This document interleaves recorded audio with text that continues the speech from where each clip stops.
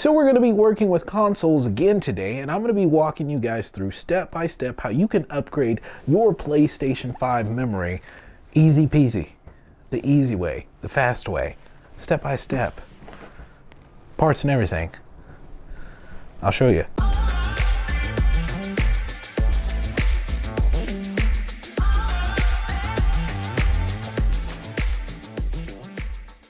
Okay, so today we're going to be trying to upgrade the storage on our PlayStation 5, and I'm going to walk you guys through this so you know how to do it exactly. I'm going to try to make this as easy as it can possibly be. It's going to be quick, so let's get right to it.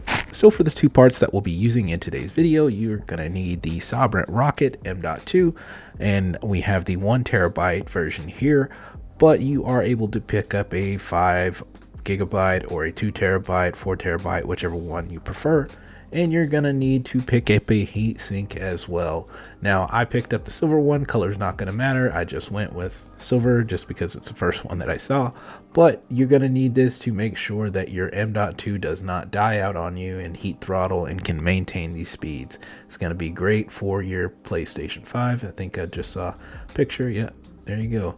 Designed for negative pressure exhaust fan. It's going to be perfect for your PS5, so you're going to want to go ahead and pick this one up if you're going to pick up the Sovereign Rocket. If you want to go with a different brand, the WD Black is also a very good option. Really fast read and write speeds, and it does have a heatsink attached to it. So in this video, we'll be using the Sovereign Rocket, but the WD Black is also a viable option for you. So here we are in the office, and we've got the PS5 here. We've got our heatsink for our M.2 and our M.2 here. So we're gonna go ahead and take cover off, and I'm gonna attempt to do this with one hand. So just bear with me as I try to do this. So what you wanna do is you want to take the drive side. So here's the drive. You wanna go opposite of the drive over here. You want to lift this side up and at the same time push down that way. So I'm gonna try this one-handed. I feel like I can probably do it, but let's see. So lifting up and pushing that way. Boom, done, easy, one-handed. There's a penny in here. And I don't have to make too many guesses as to who did this. One of my kids. So here we are, we have exposed where our M.2 is supposed to go. So we are going to need to remove this screw. I'm gonna take our handy dandy screwdriver, get it on in there.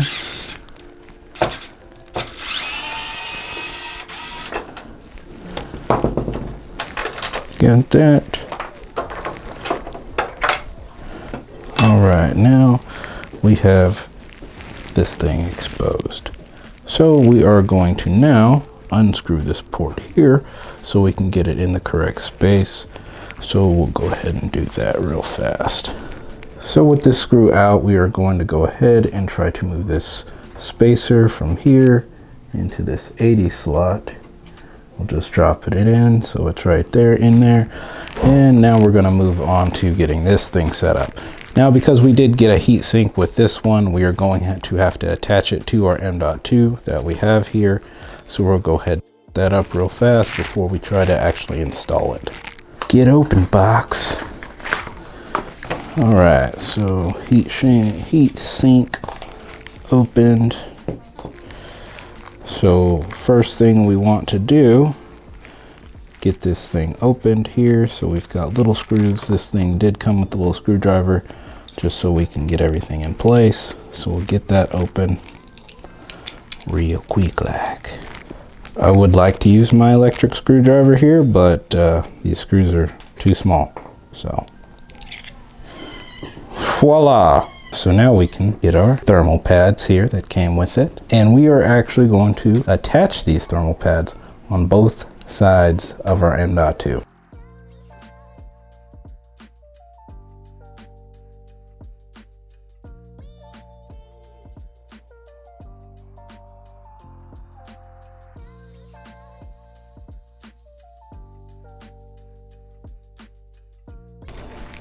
Okay.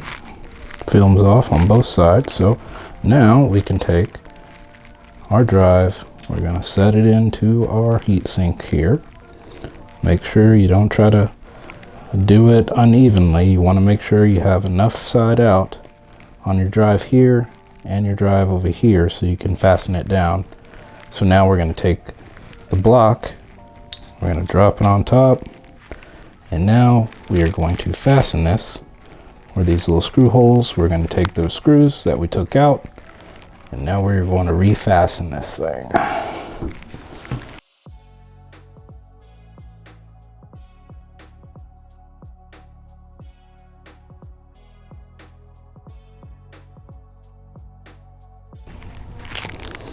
Okay, now we are completely fastened in here.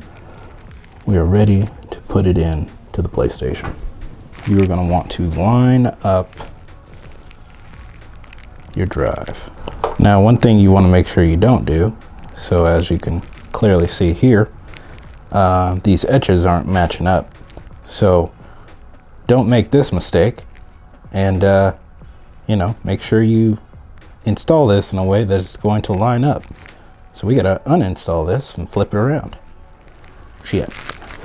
Okay, now that it's done the correct way, see the notches there matching up, we're just gonna simply just come in at a little angle and make sure we're inside of the rails. Push in slightly, should hear a little click, and now we're gonna take the screw that was in there before with the spacer, and we're gonna screw it down. Absolutely do this easier with my right hand.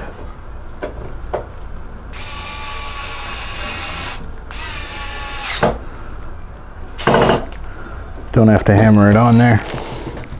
It's good, it's in there, it's snug, secure. We're gonna put the shield back on.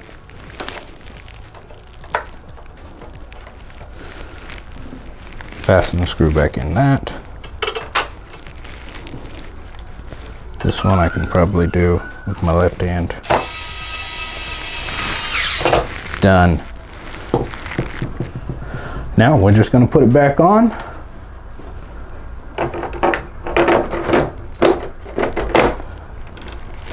Not sure. Boom. One-handed. Done. Now we're going to take this thing downstairs, get it plugged up, and make sure the drive gets formatted so we are good to install games. Okay, got the PlayStation on. First thing we're greeted with is this screen. So obviously we've got the M.2 in there, so we want to format this thing. So go ahead and format M.2 and just let it do its thing. And we've got the Gen 4 M.2 in there. You see the speeds that we've got. After you got it on and everything's looking good, you're gonna go to the top right, go to settings, go down to storage, go down to install location, and this is where you're gonna wanna switch it from the PlayStation 5 to the M.2 if that's where you're wanting your games to go, if you don't have room on your console anymore. So that is how easy that is. And there it is. Hope this was easy to follow. Hope this was helpful. If you have any other questions, guys, drop them in the comments. That's it. That's all I got for you. We'll see you.